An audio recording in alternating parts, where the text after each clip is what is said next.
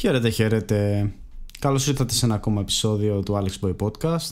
Είμαι ο Αλέξανδρος, γνωστός και ως Alex Boy, και αυτή είναι μια εκπομπή που λέω τις σκόρπιες σκέψεις μου σε μια ευρεία γκάμα θεμάτων σχετική με το dating, lifestyle, αυτοβελτίωση κτλ.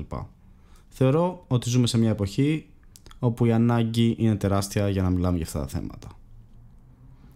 Το σημερινό θέμα είναι άδικο, πονάει και αντικατοπτρίζει το πόσο ελεεινοί είμαστε καμιά φορά εμείς οι άνθρωποι. Το θέμα μας για σήμερα είναι το κέρατο. Όχι του τάρανδου, αλλά αυτό που βάζουμε εμείς στους άλλους ή οι άλλοι σε εμάς. Θα πω τις σκόρπιες σκέψεις μου, θα σχολιάσω τους λόγους για τους οποίους κερατώνουμε, θα προτείνω τι να κάνετε αν φάτε κέρατο και το μάθετε, και εν τέλει πώς μπορούμε να το αποφύγουμε. Νομίζω ζούμε στη χειρότερη εποχή για να κάνει κάποιο σχέση, και είναι, θα έλεγα, αρκετά κουραστικό και αποθαρρυντικό να ακούω συνέχεια ιστορίες απιστίας που συνέβησαν σε κάποιο φιλικό ή γνωστό μου πρόσωπο. Όπως επίσης και να πετυχαίνω τυχαίες συνεντεύξεις στον δρόμο με κοριτσάκια που αποκάλυπτα και θρασίτατα δηλώνουν ότι έχουν απατήσει τον σύντροφό τους. Δυστυχώς έχω υπάρξει και εγώ θύμα απιστίας, καθώς και άπιστος, και έχοντας καεί και από τις δύο πλευρές μπορώ να πω ότι 2-3 αποψάρες για το θέμα τις έχω. Γιατί απατάμε λοιπόν? Τι μας οδηγεί να πούμε μια μέρα ότι σήμερα θα πάω με άλλον ή άλλη? Η αλήθεια είναι πως μακάρι να υπήρχε μόνο απλά ένας λόγος, να το ξέραμε όλοι και να προσπαθούσαμε να αποφύγουμε αυτό το λόγο, αυτή την αιτία, ας πούμε, να τη γνωρίζαμε και να κάναμε κάτι γι' αυτό. Αλλά η απάντηση είναι λίγο πιο σύνθετη, όπως και σε όλα τα ζητήματα που μας καίνε. Έχω λοιπόν μπροστά μου μια δημοσκόπηση με 6 δημοφιλείς λόγους που απατάνε γυναίκες. Θα σχολιάσω καθένα από αυτούς τους λόγους, ξεκινώντας από το λιγότερο δημοφιλή μέχρι το πιο δημοφιλή λόγο απιστίας. Πιστεύω θα μας δώσει μια εικόνα του πώς να προσεγγίσουμε το θέμα. Στο νούμερο 6 λοιπόν είναι ότι βαρέθηκαν. Ο λιγότερο δημοφιλής λόγος που απατάνε οι γυναίκες είναι ότι έχουν βαρεθεί. Πόσο πολύ πρέπει δηλαδή να βαριέσαι που η βαρεμάρα σου οδηγεί να γίνεις τόσο σκατάνθρωπος, ρε φίλε? Υπάρχει κάποιο όριο βαρεμάρας δηλαδή που αν το ξεπεράσεις μετατρέπεσαι αυτομάτως σε σκουλίκι? Βαριέσαι λοιπόν και μια μέρα απλά αποφασίζεις και ρίχνεις κέρατο, αντί να χωρίσεις και να τραβήξεις το δρομάκο σου. Έτσι έχεις τον ανθρωπάκο εκεί πέρα να νομίζει τα δικά του, να επενδύει το χρόνο του στην πάρτι σου, καθώς ο γκόμενός σου ή ο εραστής σου σε κερνάει πρωτεϊνούχα μάσκα ομορφιάς. Πάμε στον επόμενο λόγο. Στο 5 λοιπόν, θέλουν να νιώθουν ποθητές. Το παραδέχομαι. Κάποιοι λόγοι φαίνονται αρκετά ελκυστικοί για να απιστήσεις, αλλά σε καμία περίπτωση δεν δικαιολογούν την απιστία. Για να κάνω το δικηγόρο του διαβόλου, ρε μαγκές, μια γυναίκα θέλει να νιώθει ποθητή και σεξι, και σε καμιά περίπτωση σαν κοπέλα που την πήρανε τα πρόωρα γυρατιά. Οπότε θα πω ότι είναι ένας από τους legit λόγους απάτης. Παρ' όλα αυτά, φανταστείτε να ήταν αυτός ο λόγος που απατάει ένας άντρας. Θα είχαν πέσει όλες οι κυράτσες και θα μιλούσαν για ανασφάλεια. Στο 4 είναι ότι το άλλο άτομο ήταν υποστηρικτικό και εκεί για αυτές. Όλοι μας θέλουμε να νιώθουμε ότι έχουμε την υποστήριξη του τη συντρόφου μας. Συμφωνώ 1000% με αυτό. Είναι πολύ άσχημο κάποιος να νιώθει μόνος του μέσα στη σχέση. Αλλά εμένα μου δείχνει ότι για να άφησαν κάποιον τρίτο να δείξει αυτή την υποστηρικτικότητα, τότε ίσως αυτό να σημαίνει ότι η αρχή έγινε με micro-cheating. Με micro-cheating συζητήσεις, πολύ πριν γίνει η απιστία. Στο 3 λοιπόν έχουμε τις αμφιβολίες για τη σχέση. Κάτσε να σκεφτώ τι μπορεί να κάνει ένας φυσιολογικός άνθρωπος που νιώθει αμφιβολίες για τη σχέση του. Να το συζητήσει με τον τη σύντροφό του ίσως. Να χωρίσει και να κάνει ό,τι γουστάρει μετά. Αλήθεια τώρα, αν αμφιβάλλεις για τη σχέση σου, απλά χώρισε. Στο 2,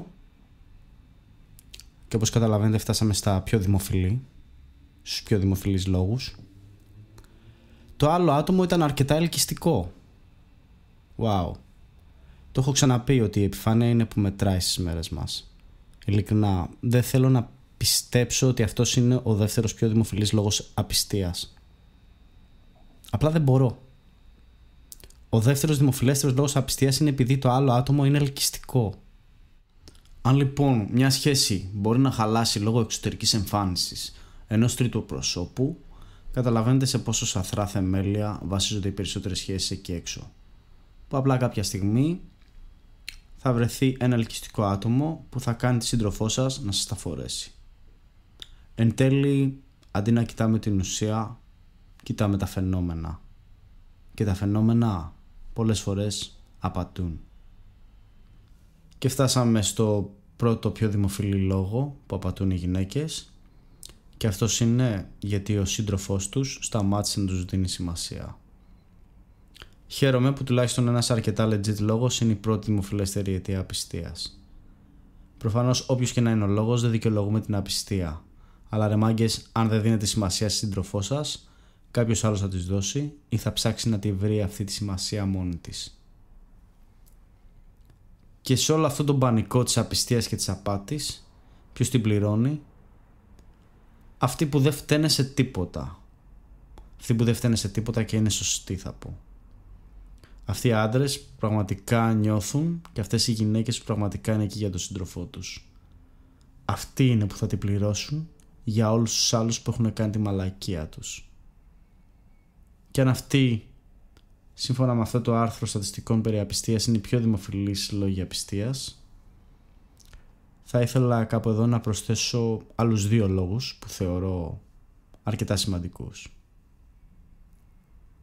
Πρώτος είναι ότι δεν υπάρχει ερωτική έλξη πια. Το λέω και θα το ξαναλέω ότι αν χαθεί η ερωτική έλξη, από εκεί και πέρα είναι θέμα χρόνου να γίνει μαλακία ή να τελειώσει η σχέση. Η ερωτική έλξη είναι το ελιξίριο ζωή σε μια σχέση. Σχέση χωρίς ερωτική έλξη είναι πεθαμένη σχέση που απλά δεν της έχει πει κανείς ότι έχει πεθάνει ακόμα. 2. Δεν είμαστε ευχαριστημένοι. Πολύ straightforward. Αν δεν νιώθεις πλέον χαρούμενος και ευχαριστημένος με τη σχέση σου, προσπάθησε να τη φτιάξεις με υγιή τρόπο, αλλιώς φύγε. Αυτή είναι λοιπόν κάποια από τους πιο δημοφιλείς λόγους που απατάνε γυναίκες. Έχει αναρωτηθεί όμως κάποιος γιατί απατάμε τόσο εύκολα? Γιατί απατάμε τόσο εύκολα? Αυτή δυστυχώς είναι η σαπίλα της νέας εποχής. Μας θέλει όλους ανεξάρτητους και ελεύθερους να κάνουμε ό,τι ακριβώς γουστάρουμε και να είμαστε έρμεα των κατώτερων αναγκών μας, χωρίς να λογοδοτούμε σε κανέναν και με καμία απολύτως συνέπεια. Κατά τη γνώμη μου απατάμε πιο εύκολα γιατί όλα είναι πιο εύκολα προσβάσιμα. Μια γυναίκα μπορεί να τσακωθεί με τον σύντροφό της και την επόμενη στιγμή να απαντήσει στο πιο ελκυστικό από τους 10 γαμπρούς που περιμένουν στην ουρά στα DM της, ή να βγει με τις φίλες της έξω και να κάνει φασούλα με κάποιον που θα της την πέσει στο μπαρ. Από την άλλη, καμία γυναίκα δεν είναι διατεθειμένη να κάτσει να δουλέψει τις σχέσεις της. Έτσι, με το πρώτο σταυροπάτημα, γεια σας. Και όλα αυτά γιατί πλέον η γυναίκα ακούει από παντού πως ανεξάρτητη πρέπει να είναι και πως μπορεί να έχει τα πάντα που θέλει και ότι αξίζει τα καλύτερα, έτσι απλά γιατί είναι όμορφη και πριγκίπισσα. Ποια πατάνε όμως πιο πολύ? Δεν ξέρω αν υπάρχει κάποια πρόσφατη έρευνα σχετικά με τη συχνότητα απιστίας μεταξύ άνδρων και γυναικών, αλλά την τελευταία φορά που τσέκαρα οι άντρες ήταν αρκετά πιο άπιστοι από τις γυναίκες, κατά ένα μεγάλο ποσοστό, περίπου 7%. Βέβαια, νομίζω πως αυτό έχει αλλάξει και αρχίζει να ισοσταθμίζεται. Αλλά αυτό είναι μια υπόθεση που κάνω εγώ με βάση αυτά που βλέπω και από το γεγονός ότι τώρα είναι πιο αποδεκτό κοινωνικά για τη γυναίκα να ευχαριστιέται τη σεξουαλικότητά της. Και τώρα ας πάμε στα σημάδια που δείχνουν ότι η σύντροφός σας ενδεχομένως να σας τα φοράει. Νούμερο 1. Αλλαγή στην επικοινωνία. Τι σημαίνει αυτό? Ότι η σύντροφός σας δεν επικοινωνεί μαζί σας όπως επικοινωνούσε παλαιότερα. Και επιπλέον έχει αυξήσει κάποιο είδους μυστικότητα. Δηλαδή έχει μια συνήθιστη συμπεριφορά με το τηλέφωνό της. Μπορεί να κρύβει μηνύματα ή γενικά να συμπεριφέρεται υπερπροστατευτικά με το κινητό της. Έχετε δει αυτά τα φτηνά memes που αναπαράγουν όλοι με διαφορετικούς τρόπους? Που και καλά τρώει ένα ζευγάρι και πάει ο άντρας να πιάσει το πιπέρι που βρίσκεται δίπλα στο κινητό της κοπέλας και αυτή αμέσως το πιάνει στα χέρια της γιατί νομίζει ότι πάει να της το πάρει. Κάτι τέτοιο. Νούμερο 2. Συναισθηματική απόσταση. Ξαφνικά φαίνεται πως από εκεί που είχατε συναισθηματική σύνδεση, πλέον αυτή η σύνδεση είναι μηδενική. Πλέον δεν συζητάει για τα συναισθήματά της ή δεν μοιράζεται προσωπικές πληροφορίες μαζί σας. Νούμερο 3. Ξαφνικά αλλάζει η ρουτίνα της. Ανεξήγητες απουσίες, τακτικά επαγγελματικά ταξίδια. Γενικά να ξέρετε, η δουλειά είναι μια πολύ καλή δικαιολογία γιατί δεν μπορείς να πεις απολύτως τίποτα. Πλέον υπάρχουν ξαφνικές αλλαγές στο πλάνο ή στις συνήθειές της χωρίς ξεκάθαρο λόγο. Νούμερο 4. Αυξημένη μυστικότητα. Φυλάει τις προσωπικές συσκευές, λάπτοπ, τηλέφωνα κτλ. Αλλάζει τους κωδικούς της ή αυξάνει τις ρυθμίσεις ιδιωτικότητας σε αυτές τις συσκευές. Νούμερο 5. Ξαφνικές αλλαγές στην εμφάνιση. Ξαφνικά αλλάζει το τρόπο που ντύνεται και γενικά όλο της το στυλ και γενικά δίνει ιδιαίτερη σημασία στην εμφάνισή της. Νούμερο 6. Έλλειψη ενδιαφέροντος. Δεν θέλει πια να περνάει τόσο χρόνο μαζί σας ή να συμμετέχει σε δραστηριότητες. Γενικά μια έλλειψη επιθυμίας να συντηρήσει και να ασχοληθεί με τη σχέση. Νούμερο 7. Έχει αμυντική συμπεριφορά. Γίνεται δηλαδή υπερβολικά αμυντική και αποφεύγει να μιλάει για τις σχέσεις σας. Τείνει επιπλέον να αντιδρά υπερβολικά σε ερωτήσεις για το που ήταν ή τι έκανε. Νούμερο 8. Κάνει ανεξήγητα έξοδα. Και γενικά αυτά που αγοράζει δεν συνάδουν με τις εξηγήσεις που δίνει. Νούμερο 9. Και πολύ βασικό θα πω. Ένστικτο. Γενικά το καλύτερο απ' όλα είναι το ένστικτό σας. Αν το ένστικτό σας λέει ότι κάτι δεν πάει καλά, κατά πάσα πιθανότητα κάτι δεν πάει καλά. Αρκεί βέβαια να μην είστε παρανοϊκοί. Έτσι. Άλλο το ένστικτο, άλλο η παράνοια. Τι κάνουμε λοιπόν να το μάθουμε? Τώρα που έχουμε αρκετά δεδομένα, έχουμε εξετάσει όλους τους λόγους που μπορεί να πατήσει μια κοπέλα. Τι κάνουμε αν μάθουμε ότι η σύντροφός μας απατάει? Αρχικά να πω ότι από τη στιγμή που θα σας απατήσει, αυτό σημαίνει ότι έχει χάσει κάθε σεβασμό και θαυμασμό που έχει για το πρόσωπό σας. Όλα έχουν τελειώσει.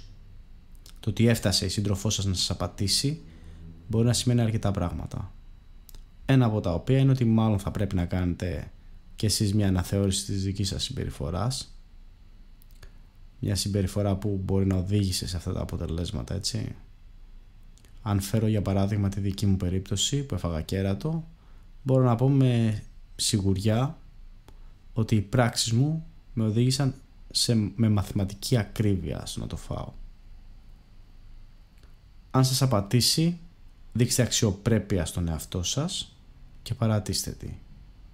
Δεν υπάρχει χειρότερο πράγμα από το να σας ατιμούν. Το να τη συγχωρέσετε και να μείνετε μαζί με αυτό το άτομο δείχνει απλά ότι είστε αδύναμοι και δίνετε ένα ακόμα πάτημα σε αυτή να το ξανακάνει. Καταπιείτε λοιπόν τον πόνο και προχωρήστε. Εκεί έξω υπάρχουν καλές κοπέλες που θα σας φερθούν με σεβασμό, αρκεί να σέβεστε τον εαυτό σας. Τώρα, αν απατήσετε, πρέπει να το πείτε? Αυτή την ερώτηση κλήθηκα να την απαντήσω κι εγώ κάποια στιγμή. Προσωπικά το βρίσκω περιττό. Αν κάνεις τη μαλακία σου, κλείστο και χώρισε. Τόσο απλά. Για μένα δεν υπάρχει λόγος να στεναχωρείς το άλλο άτομο. Απλά κάνε αυτό που είναι σωστό και δώσεις στο άλλο άτομο την ευκαιρία να γνωρίσει έναν άνθρωπο που δεν θα το μαχαιρώνει πισόπλατα σε καθημερινή βάση.